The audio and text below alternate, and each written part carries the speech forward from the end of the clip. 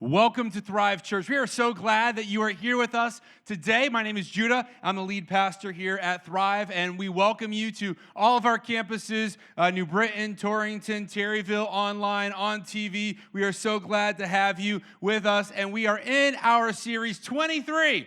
And throughout this series, this is week number 4, we've been studying the 23rd Psalm. Psalm 23, probably the most popular chapter in the entire Bible. We've been going through it verse by verse, and we started out looking at, God being our shepherd. And this whole chapter is kind of all about this idea of God being our shepherd and we being his sheep. And many of us are familiar with this. Maybe you didn't even go to church, but most likely you've heard it at some point in time. And my goal is that throughout this series, not only will we learn more about it, but hopefully we will dig deeper into it, possibly even memorizing it. So let's come together, read it all together. It's in your handout or on the screen. So here we go. The Lord is my shepherd, I shall not want. He makes me lie down in green pastures. He leads me beside still waters. He restores my soul. He leads me in paths of righteousness for his name's sake. Even though I walk through the valley of the shadow of death, I will fear no evil, for you are with me. Your rod and your staff, they comfort me. You prepare a table before me in the presence of my enemies. You anoint my head with oil, my cup overflows. Surely goodness and mercy shall follow me all the days of my life, and I shall dwell in the house of the Lord forever. Most of us, we've heard this at some point in time, and in this, there's the most famous verse of the most famous chapter, and that's what we're going to be talking about today, is debatably the most famous verse in this chapter, and some of you may think that you know it already because it goes something like this. As I walk through the valley of the shadow of death, I take a look at my life. No, see, that's not it though, right? Like we hear that, and we hear Coolio, who has Gangsta Paradise with over 1.3 billion views on YouTube. Like, wow, he's going the Lord's Prayer. Like, no, not quite, not exactly. David was not a rapper. He was a musician, perhaps, but it's not quite like that. It says, even though I walk through the valley of the shadow of death, I will fear no evil.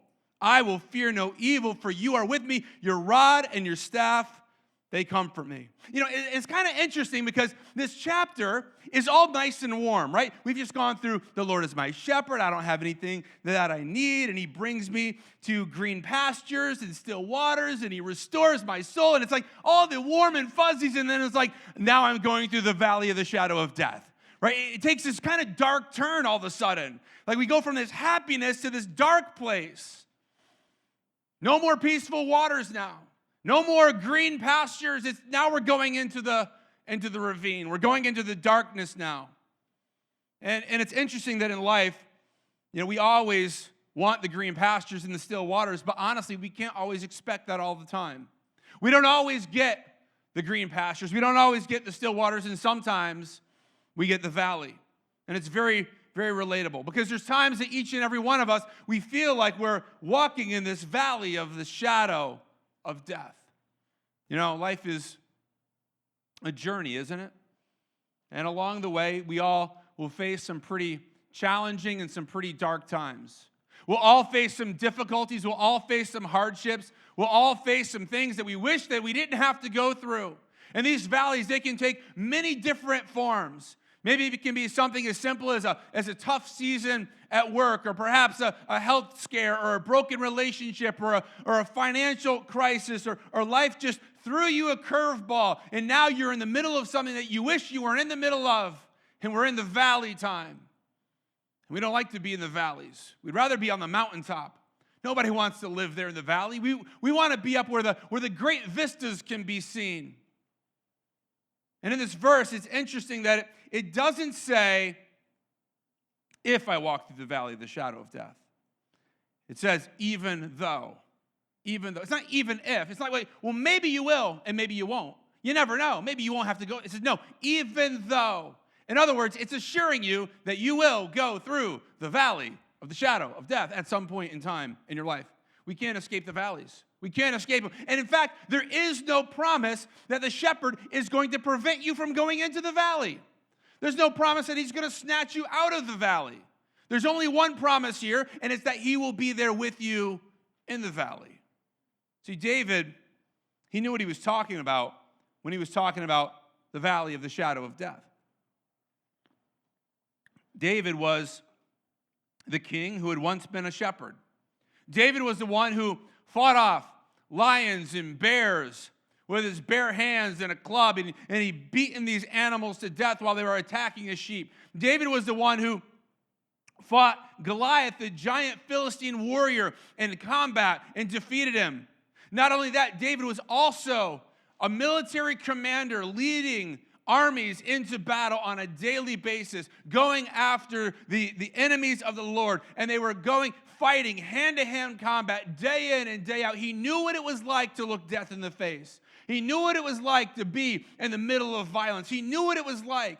Not only that, but as David's popularity increased, he also made enemies that were closer to home, like his father-in-law, the current king, King Saul, and how King Saul personally tried to kill him on 2 different occasions by throwing spears at him. Not only that, he also took entire armies of special forces to hunt David down with one specific purpose: to kill him. Imagine that. Imagine if the president said, we are going to take the special forces, the Navy SEALs, for one purpose: to hunt you down and kill you. How long would you last? Probably not very long.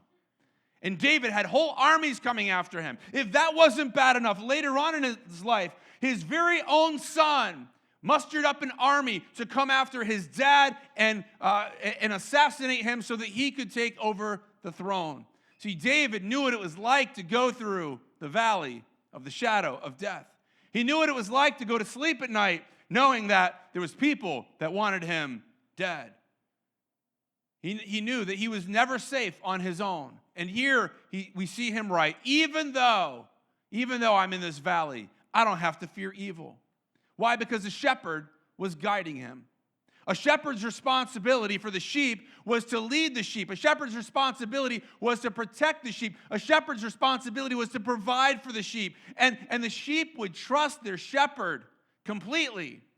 The sheep would trust their shepherd. The sheep would depend on the shepherd for their safety and for their well-being. They knew that they could not take care of themselves, and so they would trust in the shepherd. So this verse is all about the valley, all about the valley. You know what the most famous valley in the world is? Most famous valley? You know what it is? It's the Grand Canyon. Anybody ever been to the Grand Canyon before? Okay, some of you guys been in the Grand. I've never been to. I've flown over. I saw it. I'm like, well, there it is. But I haven't actually been to it before. Grand Canyon, most famous valley in the world. And yet, all of us have spent time in another valley, this valley, the valley of the shadow of death, the valley of depression, discouragement, the valley of anxieties and fears and worries. See, what is a valley? You know what a valley is? Like if we're talking topographically, if we're talking as far as a landscape formation, what a valley is a low spot. It's a low spot. Also, we could call a valley is a depression. It's a sunken area.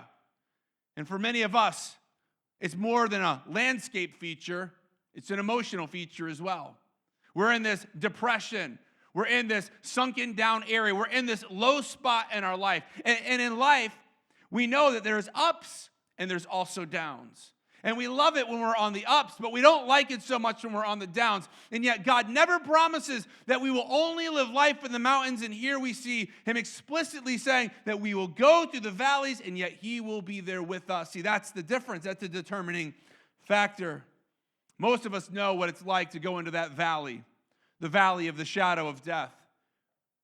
Some of us have been in it for a long time. Some have been in that valley for years and years. And we find ourselves in a very deep and a very dark spot. He says, even though I go through the valley of the shadow of death, he says, I will fear no evil. How can you be in the valley and not fear evil? Now this isn't saying that he isn't scared. In fact, very likely in these valleys, it's a terrifying experience. Because the shadow of death is creeping around. There's this feeling of fear and anxiety, like you're being chased and that your life is at risk. But he says that he won't fear evil. Why is that? In your notes, we can find comfort in the fact that we are never alone. That we're never alone. I think I missed another fill in the blank, didn't I? Did I miss it? I'm sorry. There will always be valleys in life, okay? So there will always be valleys, and that's the thing. There's always valleys, except here's the difference. When we're in the valleys, we realize that we're not alone. We realize that I'm not going through this. If I was on my own in this valley, man, I would have something to be afraid of. But here, he says you don't need to fear evil because God is with you. Now, sheep should be afraid. We've talked about sheep throughout this series, how sheep are not the smartest animal out there. They're not very bright. Sheep should be afraid because basically they're defenseless chunks of meat running around. And hungry animals, lions and tigers and bears, oh my, and wolves and all of these things, they see the sheep as prey and they come after them. And a sheep really can't do much other than just be a steak, and like that. That's all they can do. And they're basically defenseless. They should be afraid, but they don't fear evil when the shepherd is with them. And see, we don't need to be afraid either when we are in the presence of our shepherd. We don't need to be afraid either when we realize that God is with us, that he never leaves us, that he never forsakes us. And guess what? We don't need to be afraid when we're in the presence of God, and we are always in the presence of God. Many of us, we don't recognize that. We're not aware that we are in God's presence. Did you know that right now, God is with us? Like he is here right now in this moment. There's nowhere that you can go. There's nothing that you can do that will pull you out of God's presence. In fact, sometimes people misquote a verse. They say, whenever 2 or 3 of us are gathered in his name, God is with us. No, that's a misunderstanding of the verse. That's actually talking about conflict and some other things. But here's the reality of it, is even if you're by yourself, guess what? God's still with you. Like you can't make him go away. He's with you whether you want him to be or whether you don't want him to be. Some of us, we don't like that idea. Like, I kind of don't want God with me all the time. Like maybe some of the time, but not all the time, right? He promises that he will never leave us, never forsake us. He is always with us. We are always in his presence. And as a result, in your notes, you can be fearless in the valley. You can be fearless in the valley. We don't need to be afraid when we're going through the valley. Because see, fear is a choice. We have a choice that we can make when we're going through that time. Are we going to choose fear or are we going to choose faith? When I'm facing evil, when I'm facing trouble, when I'm facing hardship, when I'm facing death, when I'm facing sickness, I can choose, am I going to be afraid or am I going to choose faith? And here David is saying, I will fear no evil. Why? Why can he say so confidently that he won't fear evil? Because it's a choice. It's a choice that he's saying, I'm not going to fear evil because you are with me. See, the biggest adjustment that you can make in the valley, if you're going through a valley right now, and this is the biggest adjustment that you can make, the biggest adjustment you can make in the valley may be an attitude adjustment. Where I'm not going to choose fear anymore. I'm not going to choose worry, anxiety, and doubt anymore, but I'm going to choose faith. I'm going to realize that even in the valley, God is present. That God is with me. He has not left me. He has not forsaken me. He's not abandoned me. He's not forgotten about me. He's not left on vacation and left me to fend for myself. No, he is with me in the valley. Sometimes we're like, God, I think he just forgot about me. No, he's with you the entire time. We're complaining, we're getting fearful when we're in the valley. No, let's choose faith. See, because you are never alone. God is with you. It says that he's your ever-present help. It says this in Psalm chapter 46, verse 1. It says, God is our refuge and our strength, a very present help in trouble. Here, a very present help. He's not just distant. He's not just watching you. He's not just like, oh, well, I don't know what's going on over there. He's not unaware. He says he's not just present, but he's a very present help. Like he is there. He knows the details, the intricacies. He knows the situation before you even knew the situation. He is our refuge and our strength, a very present help in time of trouble. And so therefore, we don't have to worry about threats. We don't have to worry about what lurks in the dark because God is in control. He is the one in control. You ever notice that things seem more scary in the dark than in the light? I remember as a kid, sometimes I had to take out the trash. And I take out the trash, and it was kind of down, it was a little ways from where I had to go. And I remember late at night taking out the trash. I take out the trash, put the cans out on the road. And I remember walking back from the trash can. As I'm walking, I get this feeling that somebody's watching me. I don't know if you ever had that. Maybe it's just me. Like somebody's watching. And I'm walking. I'm like, I better walk a little bit faster. And then I'm walking a little bit, and before I know it, I'm like in a full-out run. I'm like running, like I better get away from this. And I stop and I look back, and nobody's there, right? Because things seem a lot scary in the dark. Or another time, I was, I don't know, I think I was around 14 years old, and it was one of my first times out bow hunting. I was with my dad, and we're out bow hunting, and he brought me out there deep into the woods, and like the time of the morning that nobody should be awake, I'm pretty sure. And so goes way out there. I got a climbing tree stand. I hook it on the tree. I go way up in the trees. It's pitch black out, so I don't even see what's going on. I climb up in the tree, and I'm sitting there with my bow, and I'm just waiting, for a deer or something to come by. I don't really care. I just kind of want to go home because I'm cold right now. And so I'm up in the tree, and I'm waiting, and as the sun starts to come, I start seeing shadows coming, and I see a bear off to my side, and it's just looking at me, and I'm like, oh no. Like I am some bear's breakfast. And I'm just there and I'm looking at it. I'm like, I'm like nervous. And I'm like, all I got's a bow. I don't even know if I could hit this thing. I don't know what it would do. And this was at a time where now we see bear everywhere. We're like, oh, look at the bear. Like this wasn't at that time. I was like terrified. I'm like, this thing is going to eat me. And I'm watching this and I'm watching it over the next half hour. And he's not moving. He's just like looking. I'm like, he's just waiting for me to come down, waiting for me to make a false move. And I'm waiting. The sun gets brighter, brighter, brighter. And I realized it was a tree stump. The entire time. Yeah, I felt like a really brave person at that moment. So I don't think I've told this story until now. It's taken me this long to kind of get over it. Here's the thing, though, right? Things look a lot scarier in the dark. We see these things and we start getting fear and worry and anxiety and doubt, only to realize it wasn't even anything. I had no reason to be afraid in that time. It's interesting, too. It says, even though I go through the valley of the what? Shadow. Anybody here ever been hit by the shadow of a truck before?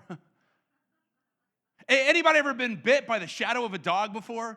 Like it's just a shadow. It's just a shadow. Like the shadow can't actually do anything to you. Right? It's just a shadow. And it says here we go through the valley of the shadow of death. Here's the thing about shadows, right?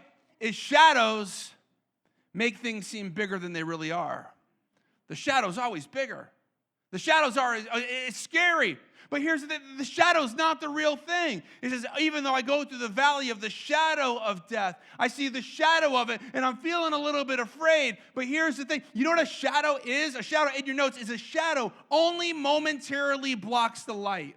That's what it is. A shadow momentarily blocks the light, and it prevents the light from being cast onto you. So therefore, you see a shadow. And for many of us, we're living in the shadow of a lot of things, and we're not seeing the light of Christ. We're not seeing God at work, perhaps because this obstacle, this difficulty, this trouble, this sickness that's blocking the light only momentarily, but it's only a shadow. It's not even the real thing. Why are we afraid? The valley of the shadow of death. Why are we so afraid of death and dying? We're so afraid of these things. And yet he says, it's just a shadow. Look what it says here in 1 Corinthians. Paul is writing to the church in Corinth. He says, oh, death, where's your victory? This is almost like taunting words here, right? It's like the thing that we're so terrified. We're so terrified of death and dying and all of these things. He's like, oh, death, hey, death, where's your victory? Oh, death, where's your sting? Come on, you talk a big talk, but where's your sting? For sin is the sting that results in death, and the law gives sin its power. He's saying, you know what? You can take my life if you want, and it's only going to put me face to face with my Savior. And so it doesn't matter. It's only a shadow. I'm not worried, and I'm not afraid of any death because Jesus removed the sting from death. See, death can only cast a shadow. We don't need to be afraid anymore because Jesus removes the sting. The reason that we can face these fears head on is because what it says in that verse, though I go through the valley of the shadow of death, I will fear no evil, for you are with me. See, God's presence is with us. He's that very present help in time of need. He is by your side through the thick and thin, through the ups and the downs, through the mountaintops and the valleys. He is with you. Imagine being in a dark forest late at night, and it seems so scary until somebody else is there with you, and they got a flashlight. They say, hey, you come with me. I know the way, and I'm not as scared anymore because someone is with me, and that someone is the King of Kings, the Lord of Lords, the God Almighty. Our good shepherd is with us in the valley, and therefore we don't need to be afraid no matter what the world throws at us. See, even in times that we don't see the light, we don't need to be afraid because God is with us. In your notes, God is in the valleys. God is in the valleys. And when God is with us, nothing can prevail against us. It says in Romans 8:31, what shall we say about such wonderful things as these? If God is for us, who can ever be against us? That's a question. Who can be against you if God is for you? Who? You're kind of timid. They're like, I don't know. Who can? Nobody can. Right? God is the most strong, the most powerful. He is the King of kings, the Lord of lords. If God is for us, who can be against us? Nobody. Nobody can be against us. And the valleys, they won't last forever. He says, even though I walk, what? Through the valleys. He's not saying, oh, I'm going to just leave you there in the valley. I'm just going to abandon you there in the valley. I'm going to forget about you in the valley. He says, even though I walk through the valley. See, God is taking us through it. In other words, it's a temporary place. I'm going through it. He's not leaving you in it. He's never leaving you, never forsaking you, and he's going to protect you through the valleys. Then he goes on to say, the rod and the staff. And I got a rod here. See, this is like what he's talking about when he's talking about a rod. He says, your rod and staff, right? They come from me. See, this was like a shepherd's rod. A shepherd's rod was kind of like a baseball bat. This is what David would grab, like, a lion or a bear, and he would just club this thing to death. I mean, I don't know. That's crazy stuff. So he would take this, and every shepherd had one of these. They would use it to defend their sheep against predators. They would hit the animals. They would do whatever they had to do. They would also use it in a less severe form to discipline the sheep, to kind of like navigate them, to kind of pull them back around. It's a symbol in the Bible of God's authority and his protection for us. It's a symbol of God's ability to keep his people safe. He's like, okay, you want to mess with my sheep? Come on, let's go. It's like if you're a sheep and you know that your shepherd is like ready to go at a moment, like, I don't need to be afraid. I'm not afraid of what's coming because I know that my shepherd's got a rod and he knows how to beat up some stuff. Like he's like a little bit crazy, like he wants to. He wants to go after these predators. He says, your rod and staff, they comfort me. So we got the rod there. Oh, that's going to work. There we go. And then he's got the staff, which is more like this, a shepherd's crook. Right? So they would have two. They would have two of these things. They'd have the rod, and they have the staff. Now, this staff was like a long stick with a hook on the end of it. And this had a lot of uses as well for guiding sheep, but also for rescuing sheep. Imagine a sheep falling down into a ditch, and you can't quite reach it. And the shepherd would reach down, put it around their neck, and kind of like pull them out. They kind of jerk them out a little bit and say, okay, I'm going to help you out. They'd use it to guide their sheep as they're trying to herd their sheep, trying to bring them into the pen. They're using their staff to guide them. The shepherd's also using it to just kind of lean on because they don't have anywhere to sit maybe. They're just standing there. They're just keeping guard the whole time. They're watching. And this symbolizes, in the Bible, the comfort, the guidance, the assistance that God wants to give each and every one of us. It represents God's care for his sheep, for you and me. In your notes, the rod and the staff, they show God's protection and guidance. See, God is the one who wants to protect us. He's the one who will guide us. It says, your rod and your staff, they comfort me. Some of us, we look at these things like, I don't know. I don't know about God's discipline. I don't know about this. I don't know if I really want God to direct me. I'm not so sure about all of this. No, it's there to comfort us, to protect us, to guide us. That's what he wants to do. The rod shows his protective power, keeping them safe, defending them. And the staff shows God's guidance, shows his presence, his willingness to pull us out of the situations that we may face, to lead us into the right paths. He's providing comfort and guidance in times of trouble. We'll close with this verse in Deuteronomy. Deuteronomy 31, verse 6. It says, so be strong and courageous. Do not be afraid and do not panic before them, for the Lord your God will personally go ahead of you. Look at this last line. Underline this last line. He will neither fail you nor abandon you. Some of you may feel like God has failed you. You may feel like God has abandoned you. You're like, well, how could God let this happen? Like, I don't know how a good, loving God could allow this thing to happen in my life. It seems like God has failed me. It seems like God has abandoned me. Here he says, he will neither fail you or abandon you. He's your ever-present help in time of need. He's the one we can depend on, the one we can rely on. And even in life's darkest moments, we can find comfort and we can find strength in the presence of God, knowing that He is with us. He is with us now. His protection, His guidance, His comforting presence gives us the assurance that we can face any situation in life without fear, that we can go through any valley without fear because He is with us. And even in the dark valleys, God is with us, and He never leaves us, and He never forsakes us. And you may be facing a valley right now. And I think the message is that you don't need to be afraid.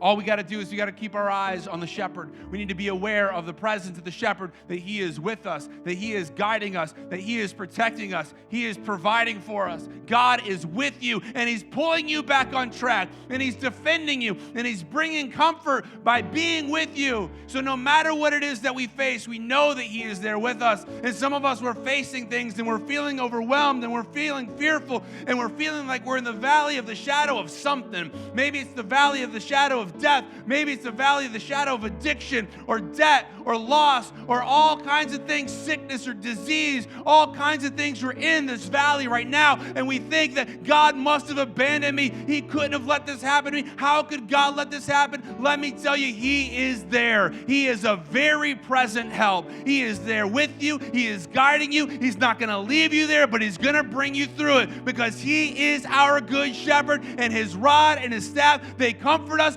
because He is our protection, He is our guidance, He is our peace, and He is the one who will bring us through the valleys that we face.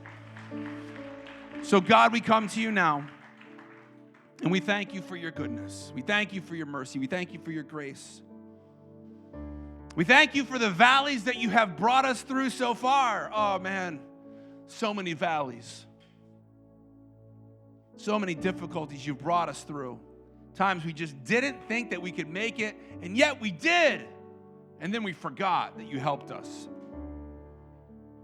So Lord, we thank You for those times, and we remember those times that You've never left us, You've never abandoned us, You've never failed us, not even once. If you're here today and you don't know Jesus as your Lord, please don't let another day go by. God is inviting you into His family. He wants you to be His sheep. He wants to be your shepherd. It says if you believe that God raised Jesus from the dead, and you say with your mouth that Jesus is Lord, that you'll be saved. If you believe that God raised Jesus from the dead, won't you just say that? We say, Jesus, You are my Lord. I want You to be my shepherd.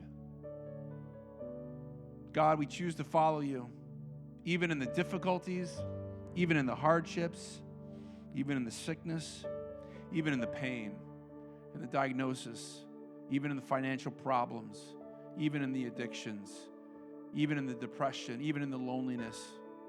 And all of these things, we give them to You, and we realize that we don't have to fear evil because You are with us. So in this moment right now, God, we are aware that You are here.